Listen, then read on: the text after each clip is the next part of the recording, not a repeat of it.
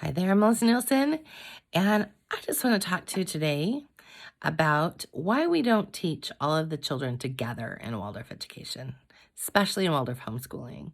So I get this question a lot. Oh, Melissa, I've got 4 kids. I don't know how I'm going to give them each separate lessons.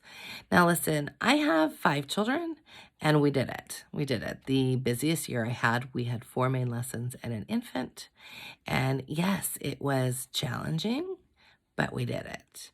So the reason why you don't want to teach them together is that the curriculum, the Waldorf curriculum, and untruly, I believe this for just about anything. Yes, there are going to be opportunities when you can teach everybody together, but you know that they're because of their developmental levels, they're not going to be picking it up at the same rate or picking up the same things. So you always want to be careful with that. But within a Waldorf, each grade is split up to bring the child what they need at their developmental time.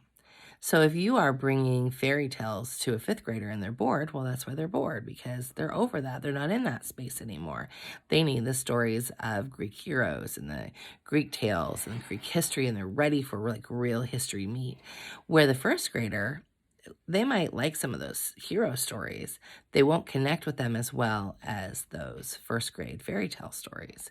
So it's really about remembering that when you're looking at the Waldorf curriculum, that your children are properly placed so that they're in the grade that they should be for their age, and that they are getting the content that they need. So with the grade and age piece, I'll have mom say to me, but my 4-year-old's reading. That's great. They should still not be in 1st grade. Then the reverse question, like, I'm just starting 1st grade with my 4-year-old or with my 7-year-old, and they've been reading for 3 years. What do I do then? You still walk through the 1st grade curriculum, because 1st grade is about far more than just learning how to read, like far more. When I make a list of what 1st grade is about, it's about learning how to control the will. And we do that with form drawing. We do that with learning how to model and learning how to paint. We do that with learning how to knit. And we do that with like so many things that don't have anything to do with reading. So reading is a very small portion of that. So it's very easy on the outside to think, oh, well, I'll just group them all together and we'll just do this. No, you will not get the fullness, healing power of the Waldorf curriculum, and the depth that they'll be able to get when they have lessons that meet them where they are. So often I work with families that maybe they came to Waldorf and they were using a different curriculum, or they didn't heed those questions or those warnings from the beginning. And then they come to me and we have to do some like sorting out of where people should be.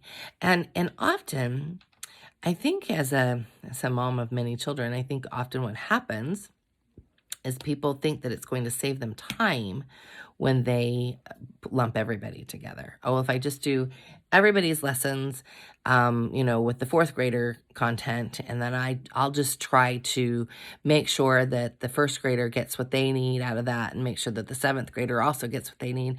They convince themselves that by doing that, they're saving time.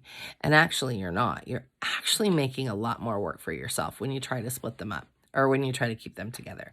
Because what you're constantly doing is you're constantly then trying to give material that's age appropriate for the older child and the younger child. The only person that's actually getting met is the one that's actually in the 4th grade. So you really want to remind yourself that it's not going to make it any easier for you by grouping them all together. It's really not. Now, what about kids that are really close in age? So I know I'm not the only crazy person that had stair-step children out there. I have 2 kids that my first 2 were 26 months apart and then 22 months apart. And I know families where they're 13 months apart and, really close like that. So I still would not teach them together. So for the Northern Hemisphere, we want them to be for the entire planet, we want them to be the age of their grade for more than half the year, if at all possible. So the sweet spot for the Northern Hemisphere is really the child that turns, if they're 6, turning 7 by February. March is definitely not anything past March. Now, I know there are many Waldorf schools that push children ahead, and often those children struggle. I think it's very interesting what we've seen with Seasons of Seven, our virtual school, and families that have come to us. And because we have age restrictions, the only time that we will let those age restrictions or set them aside is when they've come from a Waldorf school, and then we look at their entire work, like what has it been. But it's interesting to me how many families, their children were after the cutoff, after my cutoff, and they've struggled the whole time. Then we put them back where they should be, even though they've already had the content, having the content with a different teacher and another opportunity to really feel confident in it.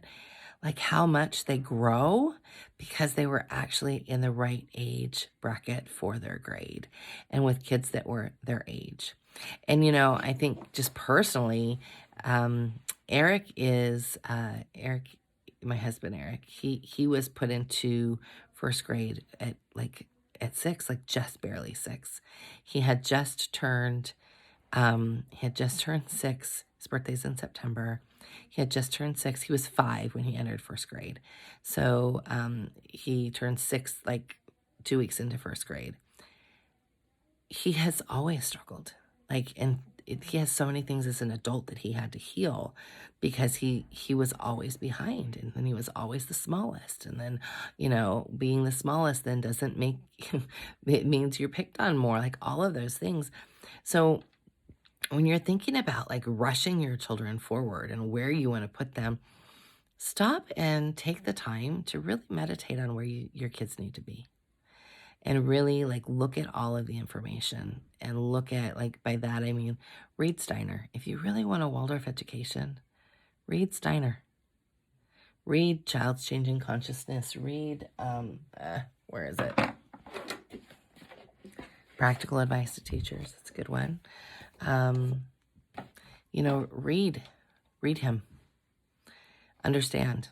Work to understand why things are different and what capacities open at different stages. I'm not saying that you can't ever do anything together. I'm definitely not saying that. So when my older children, when they were seems like they were 12, 14, and 16. So my 6th grader at the time, she'd already had some geography introduced to her.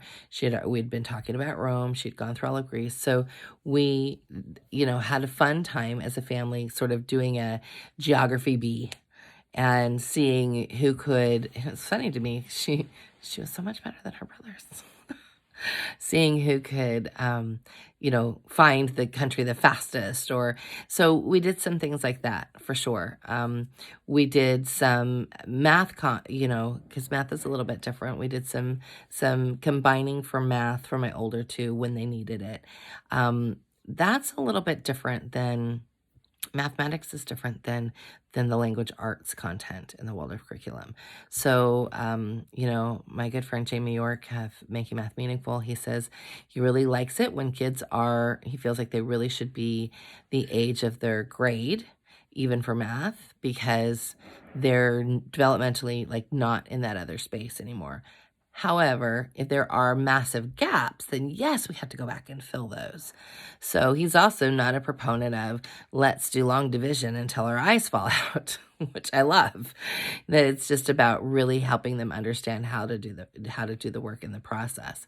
So look at your children. If you've got 3 or 4 kids, or 5 or 6, and I know I have a family that I work with that has 8, look at them all and look at how different they are.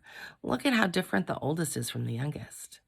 And look at the capacities that are open to the oldest that are just not, the youngest is just not ready for. Take the time to really ask, what does this child need? And then stop convincing yourself it's going to take a whole lot more work. Will it take work? Yes, it will take work. Will it take more work? No, because trying to fit one curriculum by 3 kids or 4 kids is much harder than teaching them where they should be. So, I have some planning hacks that I'm happy to share with you. hop into office hours and ask. But when we're getting ready to start planning the new year, which will be April or May of 2021, we usually start then for the Northern Hemisphere. The Southern Hemisphere, we started in September, October timeframe, and we did planning meetings, planning for peace meetings with those families as well. And if you're one of our families from the Southern Hemisphere and you've got planning questions, just bring them to office hours. We're always happy to answer questions in office hours about planning. That's what office hours are for. It's for anything that's going on in your life, homeschool wise, that you need help with. Come to office hours. It gives you the opportunity 4 times a month to have some face-to-face connection if you're working with our products. So, truly think about this before you head forward into, planning your curriculum. And now I know that sometimes it's a financial decision that you're thinking, oh, well, I'll just get one and we'll just try our best to bring it to everyone. Don't do that. Don't do that. It will be much harder on you to try to bend the Waldorf curriculum to you than it will be for you to understand fully why it's laid out the way it is. Always happy to answer questions. If you have them, drop us a note, drop us a message here in the comments. We will see you next time. Bye now. Have a great week.